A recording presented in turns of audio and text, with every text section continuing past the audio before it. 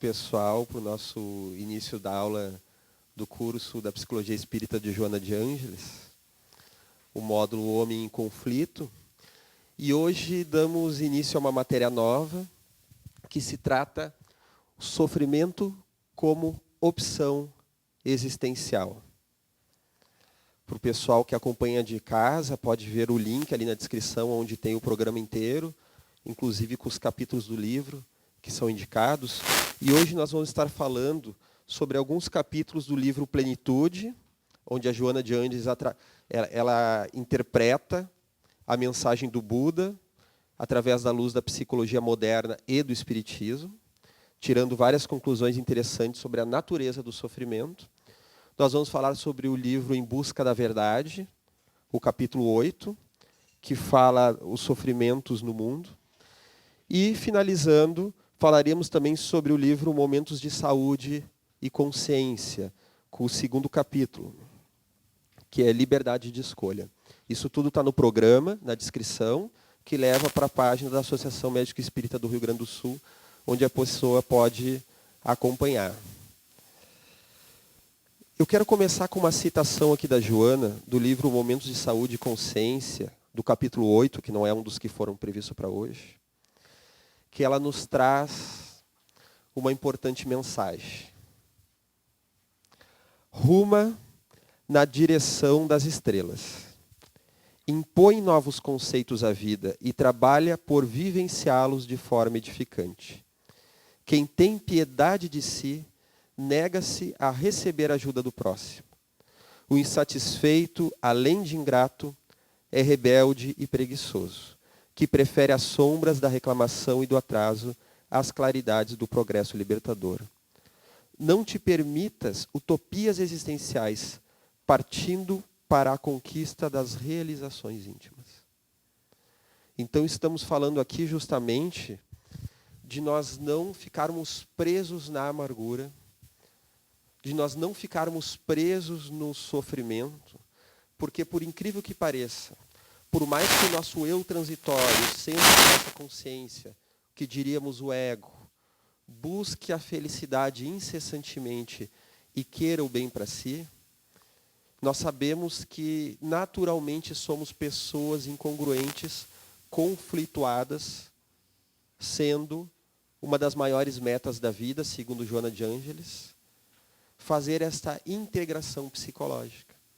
Então, a partir do momento que tem um lado de mim que quer encontrar a plenitude e a felicidade, há muitos outros aspectos que estão no meu inconsciente e que muitas vezes eu deixo tomar em conta da minha personalidade, que querem isso sim, porém sem abrir mão dos papéis de vítima, dos papéis de sofrimento.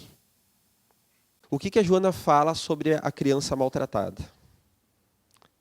Ela fala no livro, Em Busca da Verdade, que baseando-se na questão de que muitas vezes nós vamos partir do ponto da relação que nós tivemos com os nossos pais, daquele amor que foi de alguma forma presente ou insuficiente, manco de alguma forma, nos auxiliou num aspecto, mas se atrapalhou em outro, daquele amor que muitas vezes veio com uma chantagem emocional, ou com um sentimento de culpa, ou ausente de um olhar, nós vamos criando dentro de nós o complexo da criança mal amada, da criança ressentida. E muitas vezes, quando temos que fazer enfrentamentos importantes da vida, esses enfrentamentos eles são necessários, às vezes, inclusive, há verdades ali a serem conquistadas, mas nós nos utilizamos da pior das ferramentas, que é da criança ressentida. Reproduzimos as birras, né? Que nem a colega falou. Nós fazemos birra diante da vida. E quantas vezes isso não ocorre? Às vezes uma pessoa quer dar uma desculpa que eu não vou poder participar do encontro social. Eu nem vou poder, tu não sabe, a minha mãe está no hospital. Tu não sabe, eu estou com uma pilha de trabalho. Uma vez uma conhecida, uma parente, encontrou uma outra amiga que não via há muitos anos E a amiga, mas tu nem tem me ligado. Ela diz, tu não sabe, meu pai e minha mãe tiveram doente, meu cachorro, o papagaio, todo mundo teve doente. Na verdade, a pessoa tinha esquecido da outra. Então, o fato das pessoas terem estado doentes não necessariamente dizia a respeito a pessoa ter encontrado ou não. Então, nos parece que quanto mais nós nos vitimizarmos, nós estamos em vantagem. E esse é um perigo muito sério. Porque aí nós estamos assumindo uma dualidade de vítima versus agressor. Que me dói tanto ser chamado de agressor, que para mim me sentir legítimo eu tenho que ser a vítima. Se alguém está me agredindo, eu só vou ser validado no meu sentimento, não se eu disser, olha, isso está me incomodando. Realmente eu fiquei triste, eu fiquei chateado, isso não está me fazendo bem. Será que eu tenho uma oportunidade de conversar com essa pessoa e nós juntos pensarmos uma dinâmica diferente? Eu falar o que eu estou sentindo, escutar o que está por trás, vai ver a pessoa está passando por algo que eu não faço ideia. Não, eu assumo a vítima para validar aquela dor. E tem problemas ainda mais sérios. Dependendo da constituição da minha personalidade, se eu fui vitimado, e eu aprendo a me constituir como ser humano desde a infância, desde a adolescência, em casos difíceis de transtornos de personalidade, como vítima, não apenas eu sou uma eterna vítima, como todos são agressores. Todo mundo que me frustra, todo mundo que faz algo que eu não espero. Então nós temos, por exemplo, aqueles nossos irmãos que sofrem do transtorno de personalidade borderline, que é um transtorno limítrofe, em que a pessoa ela tem uma estrutura de comportamento que nós chamamos de estrutura neurótica, ou seja, quando ela padece, ela tem dor psíquica, mas tem contato com a realidade. Mas ela está no limiar de uma estrutura psicótica, que essa dor psíquica, daqui a pouco, ela perde contato com a realidade. E aí vem a alucinação, os delírios, a perda da noção da realidade. Né? Então, ela está nesse limiar e é um tipo de padecimento que está muito relacionado a transtorno de vínculo. Na maioria dos casos, não todos, a pessoa que sofre do transtorno borderline, ela se constituiu na sua infância como uma vítima, muitas vezes através de abuso sexual ou algum outro tipo de abuso psicológico, da violência verbal, em que não foi respeitado o seu momento como criança. Então, ela tem uma carência muito grande de vinculação com o outro, mas ela não suporta qualquer quebra desse vínculo. Então, se tu é amigo dessa pessoa, ela vai te idealizar. Você é um Deus, você é uma pessoa maravilhosa, tu é tudo de bom, tu que vai tirar todas as dores, então ela vai te ligar, vai te mandar e-mail, vai conversar. Naquele momento que tu não corresponder a isso, ou seja, tu não atender um telefonema, nos casos mais sérios do transtorno, a pessoa vai te levar de Deus, da projeção do self, à projeção da sombra. Então tu é o diabo. Porque tu traiu ela. Porque tu está ameaçando ela. Ela não consegue relativizar. Ou seja, rapidamente ela vai da vítima e ela se torna um agressor. Nos casos, por exemplo, muito sérios de abuso sexual, muitas vezes o abusador infantil e também o pedófilo, que não são a mesma coisa, são semelhantes, né? Muitas vezes esses dois tipos de abusadores, na maioria das vezes, foram abusados na infância.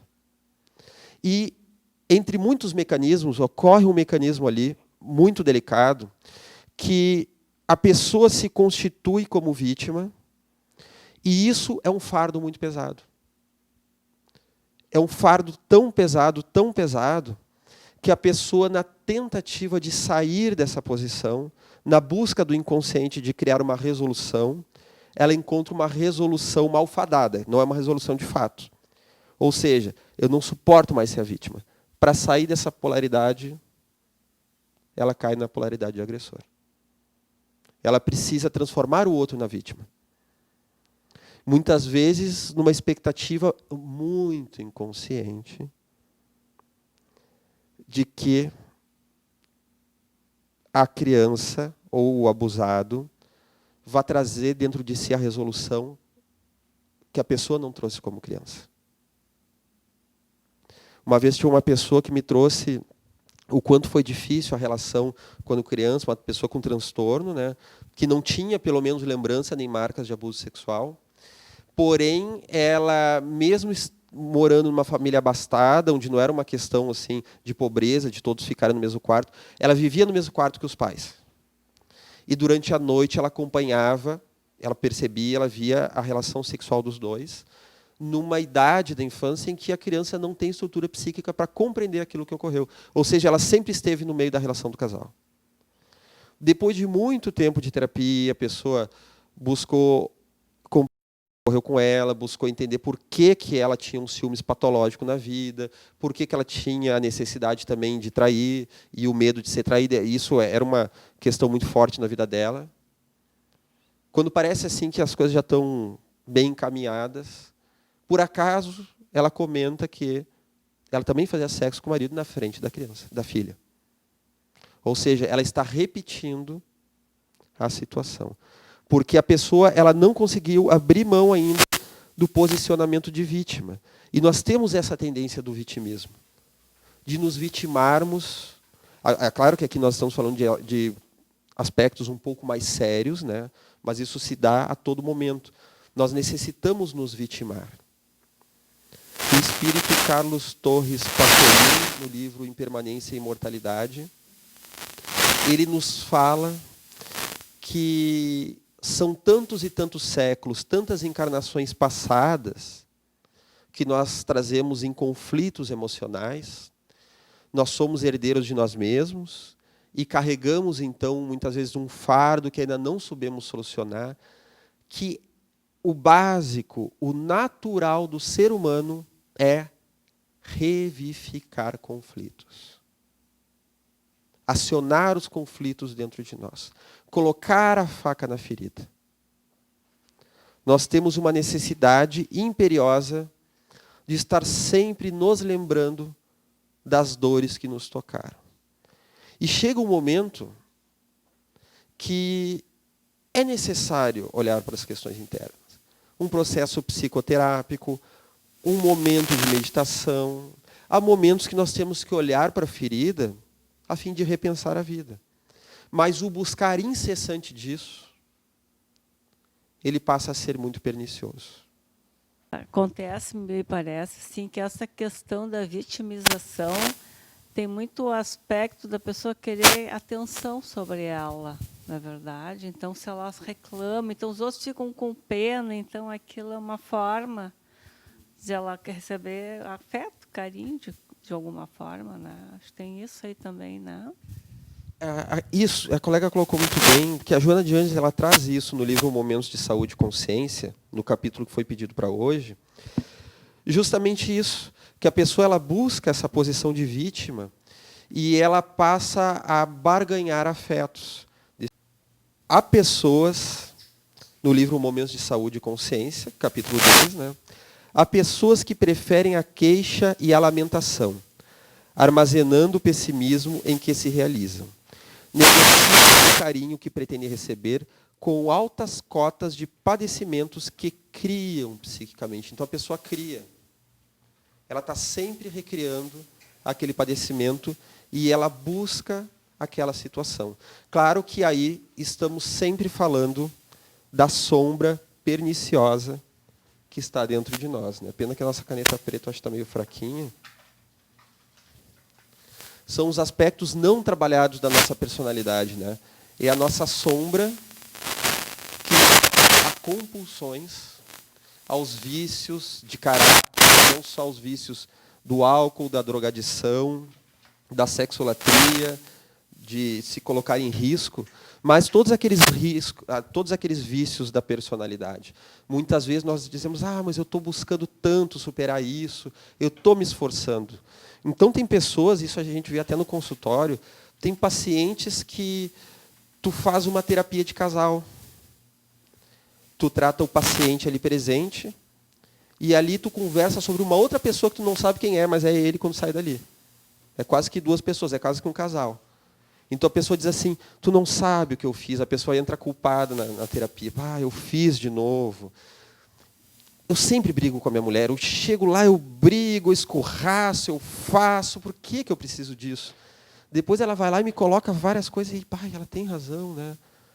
Daí a pessoa chega ali num processo que é legal, que a pessoa está buscando consciência, chega na outra sessão, eu falei tanta coisa ruim para ela. Tá, peraí, a gente está falando de uma ou duas pessoas. Esse que atua lá não é tu. A pessoa ela fala como se ela estivesse falando de outra pessoa. Então nós estamos falando de uma pessoa que é capaz da culpa. Ela está presa na culpa. Ela se alimenta da culpa. Mas ela não é capaz de um passo essencial, que é do arrependimento. Não há arrependimento legítimo. É uma casquinha da personalidade que acredita até mesmo. Para si, mas ela acredita nisso. Acredita nessa fantasia de que está arrependida, mas não é um arrependimento de fato. Muitas vezes é uma culpa porque houve uma consequência. Mas porque minha mulher disse que vai me botar para fora de casa, mas meu chefe disse que se eu chegar de ressaca mais uma vez, ele vai colocar para fora, e agora, minha esposa quase descobriu aquele caso que eu tive, eu não devia ter tido aquele caso, porque tu vê quase que ela fica sabendo. E se ela não ficar sabendo? Tu tens um arrependimento, tu consegue compreender que mesmo que a sociedade não te venha a punir, o teu senso moral, o teu senso de equilíbrio, esse não está em paz. Esse foi por água abaixo.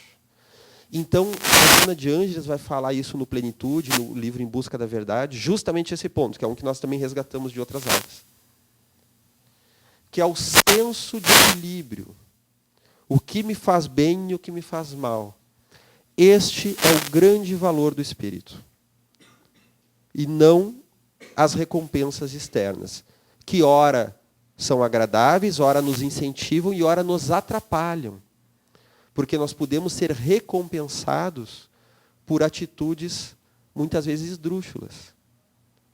O Haroldo, volta e meia, ele fala nas palestras dele, ele é um palestrante muito conhecido, as visualizações, os vídeos dele vão a 9 mil, 10 mil, 20 mil visualizações. Ele fala, olha, isso não é nada perto de um adolescente. Vocês já devem ter visto ele falar isso, né?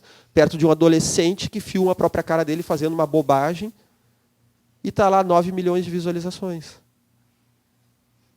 Então, onde houver aplausos, há uma fantasia de crescimento interior, uma fantasia de sucesso, de realização, mas é uma realização do ego. O ego, lembrando, né, na psicologia espírita e na psicologia de Jung, ego quer dizer o nosso eu transitório, o centro da consciência, eu, por exemplo, Alexandre, o meu ego é Alexandre, com a minha idade, com as minhas características, mas ele não é o todo da minha personalidade e da totalidade da minha psique. Ele não dá conta de toda a minha capacidade espiritual, que traz sombra, traz luz, traz aprendizados de vida passada, traz sementes de virtudes que eu ainda não estou vivendo, traz elementos até positivos que eu posso estar vivendo, mas não estou tão consciente disso. Então o meu ego, o meu ser e a minha persona, que é o jeito que eu me coloco, pode ser aplaudido, mas não necessariamente ele está se integrando. Muitas vezes ele está em desacordo com o self, que é o meu espírito, na sua máxima totalidade, o nosso eu maior, o eixo saudável do nosso ser. Então, Lao Tse, que autor do Tao Te Ching, aquele livro famoso do taoísmo chinês, ele vai falar que o sábio raras vezes é aplaudido, muitas vezes é debochado. As pessoas debocham dele. Queres seguir o caminho da sabedoria? Busque o caminho das risadas, dos deboches, onde as pessoas caçoarem de ti, onde elas rirem de ti, tentarem te derrubar. Porque elas vão aplaudir justamente o que é fútil, o que é conveniente a elas, o que não necessariamente é conveniente a todos. E isso é uma coisa muito delicada, nós termos esse eixo moral. O pedagogo Piaget, ele fala na anomia moral, que é a incapacidade de ter moral, de ter um senso de certo e errado, de consequências dos seus atos, em que a pessoa passa por cima de tudo e de todos, né? O antissocial, né? Que é a sociopatia, a pessoa não tem esse senso, ela não respeita nada, né? Então, para ela, tudo pode. A culpa é sempre do outro, sempre o responsável é o outro. Existe um segundo passo, que a criança também passa por isso. A criança pequenininha, ela está na anomia moral, depois ela passa para a heteronomia moral. É aquela que eu respeito as leis, eu respeito as regras, enquanto isso vem de fora. Se ninguém estiver olhando, então quer dizer que eu posso. Então tem pessoas que vêm trazer justamente isso. Eu me equivoquei de novo. Por que tu está sofrendo? Porque talvez meu chefe venha saber. A pessoa não está sofrendo porque está de desacordo consigo mesma. Está sofrendo porque ela pode ser descoberta. Então, uma heteronomia moral, que é um estágio também da evolução da criança, e que todos nós, num nível de provas e expiações, nós estagiamos a maioria num pensamento que é regido pela heteronomia moral. Tem os seus méritos, mas é só parar de olhar para ver o que acontece. E como nos dizia o apóstolo Paulo, nós temos uma nuvem de testemunhas. No livro dos Espíritos também nos fala isso, né, de que nós nunca estamos sozinhos. Até o mais escondido dos nossos pensamentos, que às vezes nem a gente sabe que tem, ele estará presente e é percebido pelos Espíritos à nossa volta. E existe um outro estágio, que é esse almejado, que às vezes nós adentramos um pouco nele, e aí o ideal é que nós possamos nos estruturar nele, que é a autonomia moral. Eu tenho aquilo dentro de mim, aquele sol interior, aquele farol, que mesmo quando convidados ao equívoco, nós não nos sentiremos bem em realizar aquilo. Como é interessante nós nos conhecermos, buscarmos, sabermos que temos sombra, todos nós temos sombra. Até pode haver o desejo em realizar, mas há aquela voz interior que sabe assim, mas eu não estou disposto a abrir mão da minha evolução espiritual, das minhas relações, do meu equilíbrio, do meu senso moral. Eu até posso obter uma vantagem, mas aquilo vai me contaminar por dentro. Então estamos falando dessa autonomia moral desejada por todos nós. É por isso que os espíritos, eles falam no livro dos Espíritos, né, que o espírito que passa pelas provações terrenas, sofre, que hoje se depara com a dor, apesar de sofrer, apesar de chorar, se ele consegue vencer as más tendências que ele carrega dentro dele, lidando com aquelas que o ambiente lhe oferta, se ele consegue superar e resistir, ele passa para um novo estágio de consciência, que numa próxima encarnação, ele vai estar apto para nascer em qualquer meio. Na dor, na saúde, na riqueza, na pobreza, nos desafios políticos, sociais, com facilidades, sem cair no abuso, com pobreza, sem ir para a criminalidade ou para a indignação.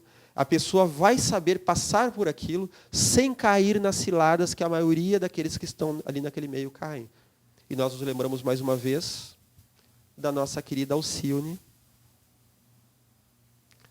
no livro Renúncia, psicografado pelo Chico Xavier, psicografia de Emmanuel, né, em que ela passa por um meio social onde muitos se equivocam.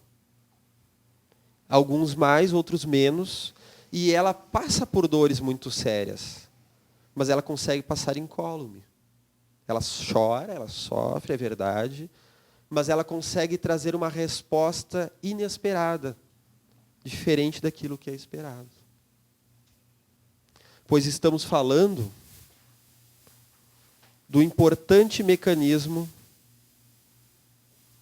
da dor, onde Joana vai falar que a dor é um excelente mecanismo da vida a serviço da vida.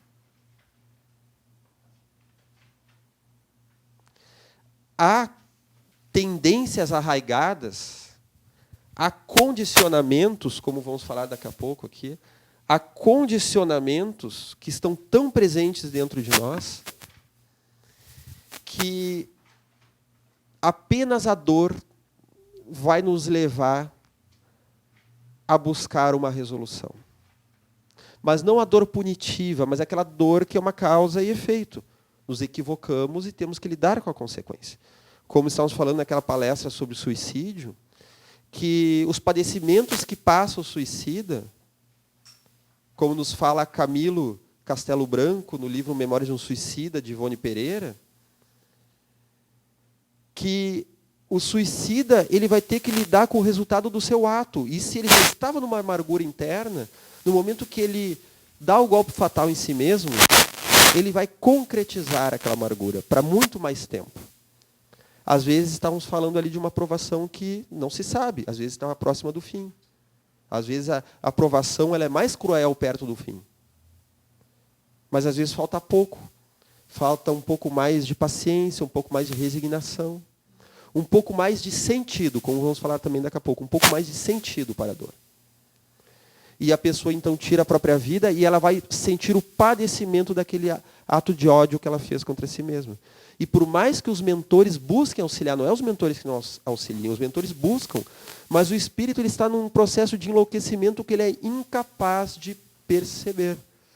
Então, o espírito Camilo Castelo Branco tem um determinado momento do livro Memórias do Suicida,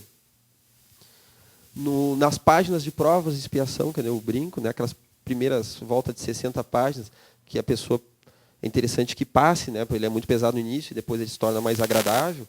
Então, a pessoa fica ali, a pessoa fica só com a mensagem do pesar, né? Tem um momento que ele fala assim, é como se tivesse algo falando na consciência dele. Queres a morte? Aqui está a morte. Queres a dor? Aqui está a dor. Queres matar-te? Pronto, mataste. E agora? Olha o resultado. Porque conforme ele responde depois um sábio hindu, ele fala que a vida jamais termina. Isso é uma lei biológica. Jamais termina. A vida não tem fim.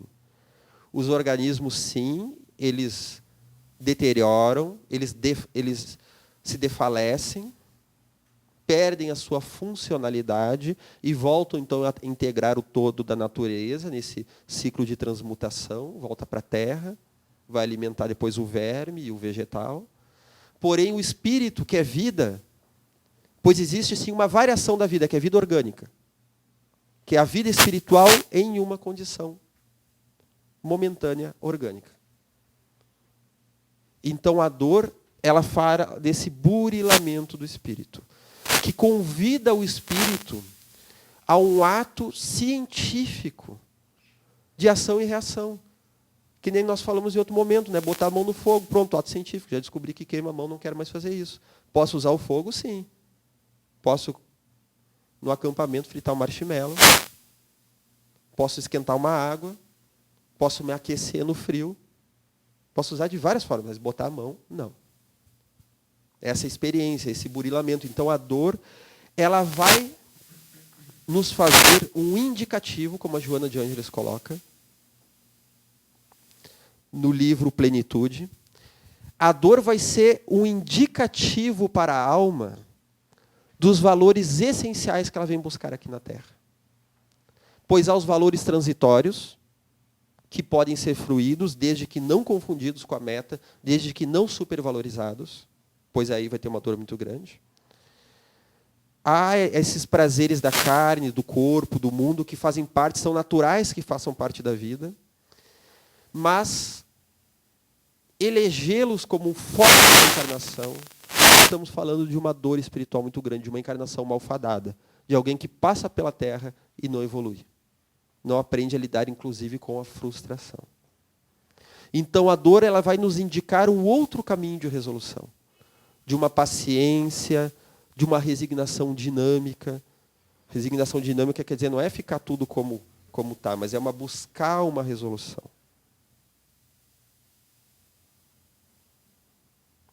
E mesmo que nós valorizemos a importância do silêncio, eu quero ouvir vocês. Está todo mundo muito quietinho hoje, porque está chovendo. O que nós podemos pensar da dor?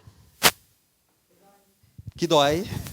Boa! Aqui no livro ela fala que é uma necessidade psicológica. Que a dor é uma necessidade psicológica. Que todos nós precisamos passar por dores para que a gente possa aumentar o nosso psique, né? A nossa emoção não seria emoção, mas seria aumentar nosso psique mesmo, diria isso, né? Então, há um crescimento psíquico. Né? Isso, é um crescimento, né? Então eu penso que as mães, né? As mães, elas às vezes querem que os filhos não tenham as suas dores, né? E como isso é complicado, né? De a gente refletir constantemente sobre isso. Porque nós, enquanto construção de pessoas, a gente passou por dores, mas não quer que os filhos passem por tantas dores, que é um equívoco, né? Mas é muito presente no dia a dia com os filhos. Justamente, né? E daí o filho, esse que não se habituou com a dor, claro que nós vamos querer tirar a dor do filho. Uma dor de barriga, uma dor de cabeça, uma doença, nós vamos buscar ajudá-lo a solucionar a dor. Tirar a dor é diferente. O ocidental, ele quer tirar a dor, como dizia Jung. O oriental quer livrar-se da dor. Apenas, como ele diz, o Cristo crucificado buscou superar a dor. Por isso que ele é o símbolo da individuação, da integração psicológica. Em que tu não sufoca a dor, tu não tira a dor, mas tu vai superá-la. E muitas vezes tem a ver com passar por ela.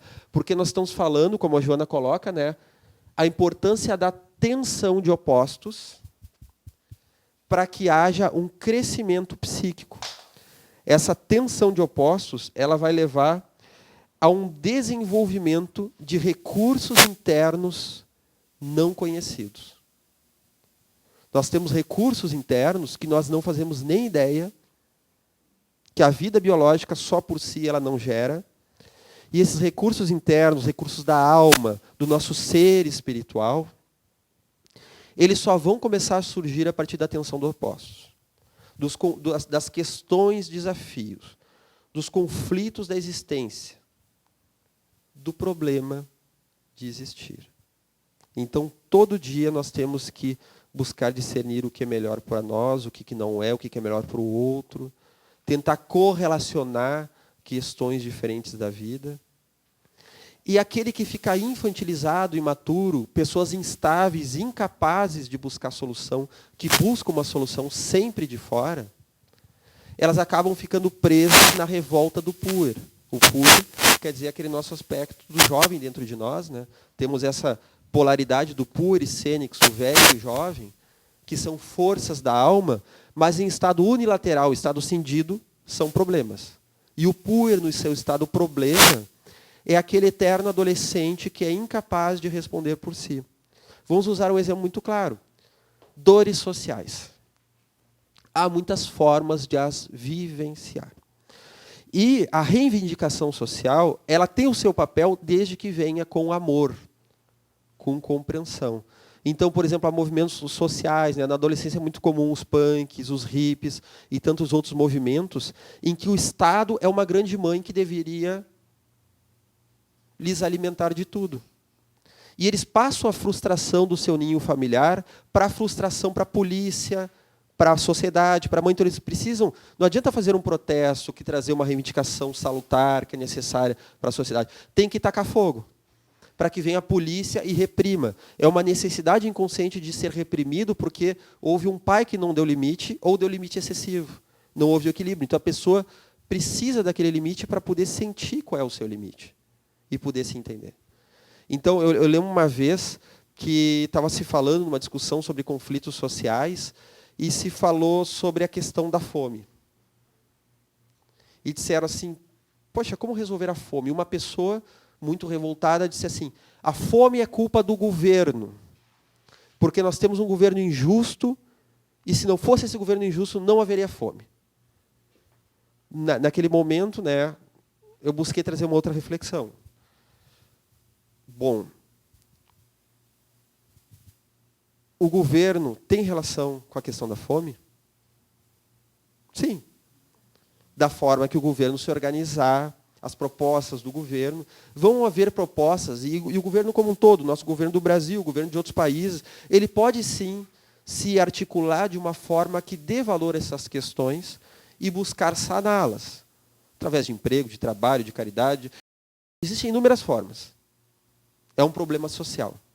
Me digam uma sociedade em que não tenha havido fome, em que não tenha havido discriminação social, em que não tenha havido violência.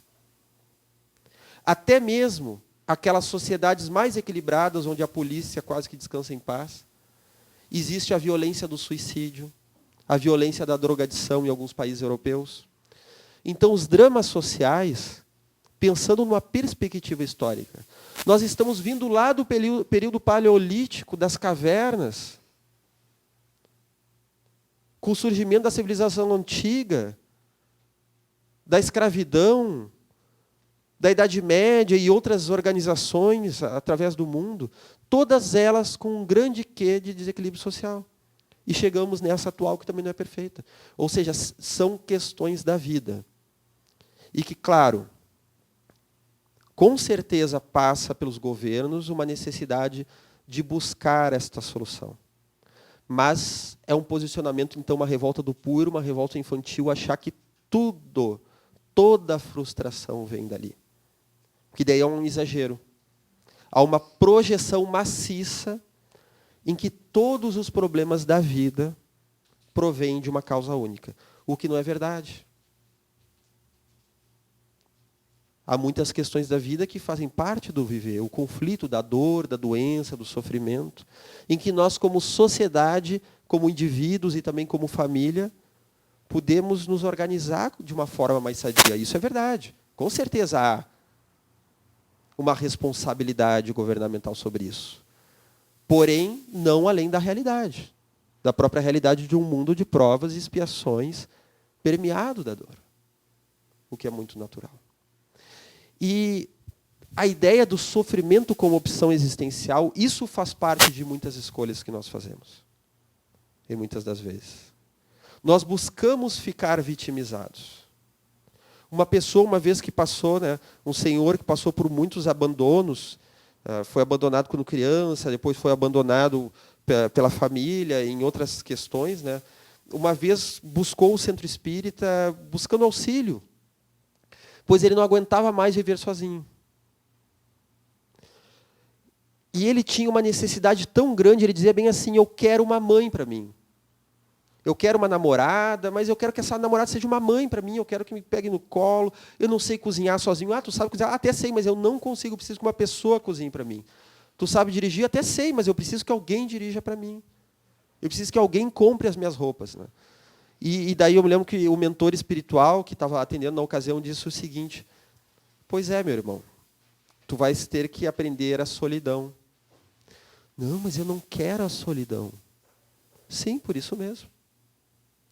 Tu só vai ser apto para te relacionar no momento que tu souber te cuidar sozinho, que tu buscar a tua autonomia. Como assim, então? Quer dizer que eu buscar autonomia vai me ajudar a estar com o outro, eu buscar aprender a viver sozinho? Eu não vou ficar sozinho? Claro que não. Porque psiquicamente e até espiritualmente, cada nova amizade que se aproxima de ti, tu passa não uma mensagem de amizade. Inconscientemente, tu passa uma mensagem de dependência. A pessoa não vai ganhar um amigo contigo, ela vai ganhar um bebê que ela vai ter que carregar. E ninguém quer uma pessoa que não se cuida. Tu precisa te cuidar, tu rumar para a solidão, não no sentido de se isolar, mas rumar para aprender a conviver com essa solidão, para te habilitar a viver com o outro. Porque também há muitas pessoas que, no desespero, pelo medo da solidão, elas chantageiam o próximo. E aí, continuando aquela frase que estamos lendo aqui, né? Ao lado de outras que chantageiam os afetos mediante a adoção de sofrimentos irreais. Então, o sofrimento não é real, ele é exagerado.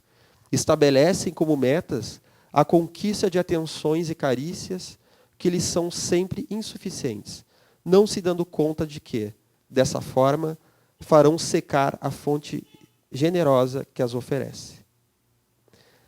Ninguém se sente bem ao lado de criaturas que elegem o infortúnio como falsa solução para os seus conflitos existenciais.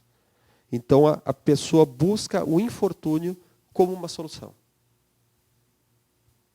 Então, diante de uma questão que eu não consigo resolver, eu busco o infortúnio. Por que às vezes é tão conflituoso, uma pessoa vai se formar, vai se casar, uma coisa tão boa, a pessoa entra em conflito? Olha o significado que está investido naquilo. Uma pessoa veio me dizer assim, poxa, mas logo na minha formatura eu entrei em crise, um estado de pânico. E o que significava se formar? Bom, eu ia, a partir daquele momento, assumir o meu noivado, sair da casa do pai, foi o que é combinado.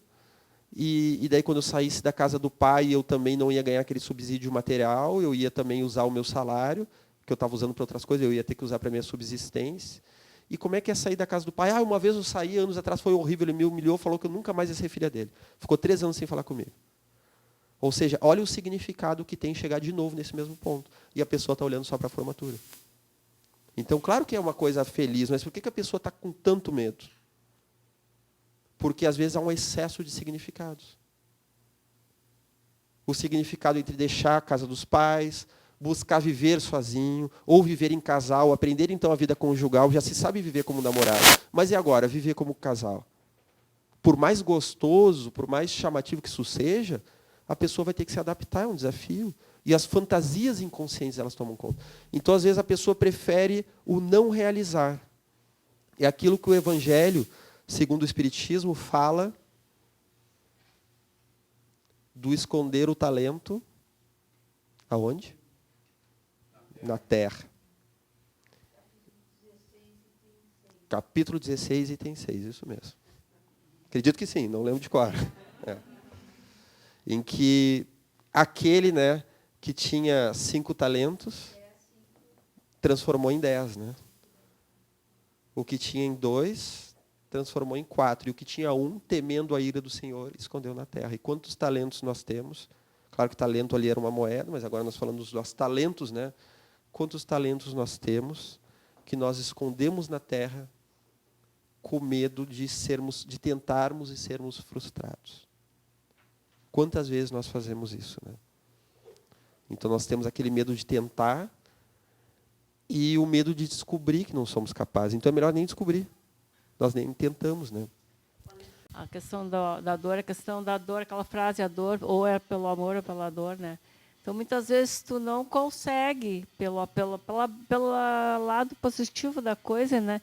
Então, eu acho que ela vem como último recurso, não é verdade? Tu não conseguiu pelo lado mais fácil, então vem um solavanco na tua vida, né? Uma dor para tu te mexer e aprender e tentar enxergar a coisa, né? Me parece que tem esse aspecto, né? É justamente aquilo que os espíritos falam na introdução do Livro dos Espíritos, que nesse nível que nós estamos, nós só conhecemos a luz através da sombra. Nós só conhecemos o amor através da dor. Nós não temos ainda a consciência plena. Ela tem aquela semente dentro de nós, ela está no nosso inconsciente, mas nós ainda não nos apropriamos disso. Então, nós precisamos ter esses opostos. Nós precisamos ter estas tensões que vão nos levar para frente, né? E é por isso que existe o termo na psicologia, a neurose, que quer dizer o conhecimento psíquico, essa neurose, que pode ser traduzido já numa outra compreensão mais profunda, como uma conflitiva. A pessoa que está numa neurose, ela está em conflito. Às vezes ela quer fazer algo, ela não se permite. A pessoa está com as roupas velhas, ela precisa de uma roupa, ela tem recursos para isso, ela vai na loja e não consegue comprar, se sente culpada. ela quer, muitas vezes, fazer um bem, ela não consegue. Muitas vezes a pessoa quer, eu quero ir na casa espírita, mas as pessoas lá em casa não deixam, não permitem, né? Meu marido não quer, depois se separar, tu está indo? Não, não estou. E aquele marido que não queria. Então, na verdade, a pessoa está projetando no outro, né? É aquela neurose, aquele conflito que a pessoa está. E Joana de Ângeles vai nos falar que a dor da neurose não nos evolui espiritualmente. Remetendo aos instintos primários, àquela relação do simpático e do parasimpático, esse mecanismo, né, que leva para a luta e fuga, essa variação, né, vai levar para o sentimento, vai liberar adrenalina no sangue para a luta e fuga diante de uma ameaça, e existe uma terceira, que é o fingir de morto. Já deram um susto no gambá, ele, pum, cai ali no chão. Tu sai para o lado, quando vê o bicho, levanta e dá no pé. Nós temos o fingir de morto. Nós vamos empurrando o conflito com a barriga, não resolvemos, não queremos olhar. A drogadição está falando disso. Em que o drogadito, muitas das vezes, ele tem uma ameaça sentimental, ele sente que as coisas não estão bem, então ele anula essa percepção através da droga, que vai aliviar a tensão, a ansiedade. Então, ele vai tomar um ácido, vai cheirar uma cocaína, uma heroína, um crack, uma maconha, e daí ele vai anular o que ele está sentindo, e parece que aquela realidade não está mais ali. Só que, porém, quando ele sai, não apenas vai ter os recursos químicos que vão levar ele a um padecimento maior, mas também, psicologicamente, o problema que já estava ali, ele está maior ainda, porque ele fingiu de morto. Então, é um paralisar. E, muitas vezes, nós congelamos diante dos conflitos. E Jung vai dizer, então, que a neurose, ela fala de um conflito que está se dando ou entre dois complexos dentro de nós. Nós temos um complexo de inferioridade, depois tem o complexo do paterno, e um está cobrando uma resolução, o outro está cobrando outra, é só um exemplo. Ou até mesmo uma disputa de algum complexo com o nosso eu, com o nosso ego, o complexo do ego, né? Que é o importante trabalhador dessa jornada. Então, nós estamos diante daquele complexo ameaçador e aquilo nos esmaga. Então, ele vai nos falar que ficar no complexo é uma forma de não resolver uma questão necessária. E ele perguntava para os seus pacientes, quando alguém trazia uma questão muito dolorida, ele perguntava o seguinte: qual é aquela tarefa que tu sabe que tem que realizar, mas que tu não faz por algum motivo, por causa daquilo ou daquilo outro? E a pessoa geralmente sabe. Eu devo reivindicar meus direitos em tal situação. Eu devo perdoar a minha irmã. Eu devo buscar o meu pai e a minha mãe, que eu não vejo há anos. Eu devo botar um limite numa relação que está ocorrendo dentro do meu casamento, de desrespeito. Eu tenho que botar um limite no meu jeito, às vezes, de atuar de uma forma muito impulsiva. Então, a pessoa sabe, mas ela enche de desculpas, que até tem o seu sentido, são desafios. Mas ela simplesmente estanca diante daquele desafio, né?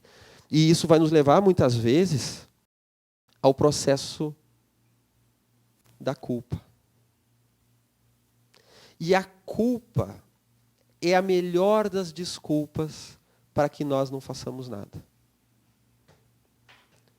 Quem sou eu para evoluir espiritualmente? Quem sou eu para fazer o bem? Quem sou eu para tentar corrigir as coisas a essa altura? Eu me sinto culpado, eu sou um vilão, olha tudo que eu fiz. E às vezes a gente precisa limpar esse passado. A culpa, segundo Jung, ela é um mecanismo primário de valorização do eu, do senso de eu. Culpa, egoísmo e orgulho, eles são primários, porque aquele senso de eu, aquela personalidade, pode estar tão frágil que pode ruir numa psicose, uma esquizofrenia. Ou então ficar inabilitada para a vida. Então a pessoa precisa sentir um pouco de orgulho, um pouco de vaidade para se nutrir. Então, o egoísmo, a vaidade, o orgulho, eles servem para isso. Só que logo eles precisam ser superados, senão eles se tornam um problema. E a culpa, ela tem um mecanismo parecido. Porque a culpa ela vai nos dizer que algo pode não estar bem. Então existe aquela culpa real e a culpa fictícia. A culpa da fantasia, da culpa, né? Eu não estou fazendo aquilo que estão esperando de mim, então eu estou culpado por poder, daqui a pouco, me realizar, o meu vizinho não está conseguindo, daqui a pouco, se realizar profissionalmente, eu estou, e agora, será que eu devo esconder isso? Né? Não falando no caso de snob, não falando no caso de uma vaidade, mas aquela coisa de simplesmente se realizar, a pessoa está culpada. Então, uma culpa irreal, que diz respeito ao complexo. Mas existe também aquela culpa como um senso do self, do nosso eu maior, que vai nos dizer alguma coisa está errada. Mas a culpa, ela vai nos levar a reincidir, porque nós nos identificamos com a culpa. É como se nós já tivéssemos nos dado como punidos. Eu fiz um erro, eu preciso ser punido, eu já me puni com a culpa. E eu não consigo me trabalhar. Eu fiquei pensando assim, que todos temos determinadas tendências, né? Cada um a burilar, a melhorar. E as nossas repetições dos nossos cada um com seus erros, às vezes muda o cenário, mas o erro em si, se tu der uma observadinha um pouquinho maior, é o mesmo. Eu fiquei pensando assim que a culpa, ela te leva a uma recaída. Ela pode te levar a uma recaída se tu não entende. Porque eu também fiquei pensando o seguinte, Alexandre, ligada à coisa do tu evoluir e pensando assim na constelação familiar, aquilo que tu dissesse assim, ó, o sábio raramente ele é aplaudido, porque tu tem que mudar a tua lógica de pensamento, né, de algumas situações. Então, por vezes, eu acho assim, quando a gente está evoluindo e a gente se depara com... E a tua lógica mudou, mas todo o resto não mudou, por vezes, acho que a gente ainda fica um pouco inseguro de, pô, será que eu não estou ficando louco mesmo? Né? Porque está todo mundo ali te achando que deu, o que deu nessa louca aí, né? Entendesse? Me remeteu a estas questões, até pensando até na própria situação de Jesus, né? No momento dele, claro, ele tinha uma luz, uma firmeza de pensamento, que ele conseguia colocar limite e devolver para o outro as provocações do mundo, que nem naquela... a César o que é de César e a Deus o que é de Deus. Mas eu acho que essa confusão que se remete a essa passagem, assim, a César o que é de César e a Deus o que é de Deus, eu acho que ela um pouco permeia esse movimento da busca da evolução. Não sei se sou opinião. Bem interessante o que tu colocou, né? E justamente a culpa, ela nos deixa preso àquele mecanismo e uma identidade que nós criamos. Então, nós nos identificamos com aquilo. Então, tu é um marginal, bom, o que o marginal faz? Rouba. Tu é irresponsável, o que o responsável faz? Assume responsabilidades? Claro que não, eu sou irresponsável, não tenho forças para isso, o que eu vou fazer? Um alcoólatra, a família vai lá e diz, como tu é fraco, como tu é fraco, como tu é fraco. O que o fraco faz? Recai novamente na bebida. Então, a culpa, ela só tem um significado muito imediato, que é, opa, tem alguma coisa errada. E a gente, então, busca compreender. Né? Então, muitas vezes, como nos diz o James Hollis, no livro Os Pantanais da Alma, ele vai falar que a culpa ela precisa de 3 estágios para ser expiada. Né? O reconhecimento, em que tu tem aquele arrependimento, então tu reconhece que houve um equívoco. Esse reconhecimento, ele por si só já é forte. A partir do momento que eu reconheci, que bom, antes eu não reconhecia. Agora eu reconheço. Então eu tenho um senso novo. A partir daqui a culpa já está caindo. Porque em vez de culpa é reconhecimento. Como a Joana de Ângeles fala, o cair em si. Em outras palavras. Né? Depois há o estágio da recompensa. Ou seja, nós temos uma necessidade de recompensar a quem nós equivocamos. Nós vamos pedir reparar, né? Nós vamos pedir um perdão, nós vamos buscar auxiliar dentro do possível. Se a pessoa não está ao nosso alcance, nós vamos fazer uma prece por ela, buscar auxiliar outros que estão na mesma situação. Né?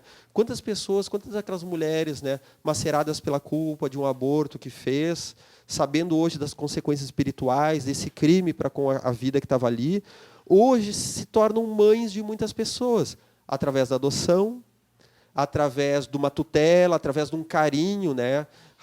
Ressignificando essa dor. Utilizando-se, então, com o amor para com o outro. Né? É uma forma também de se perdoar.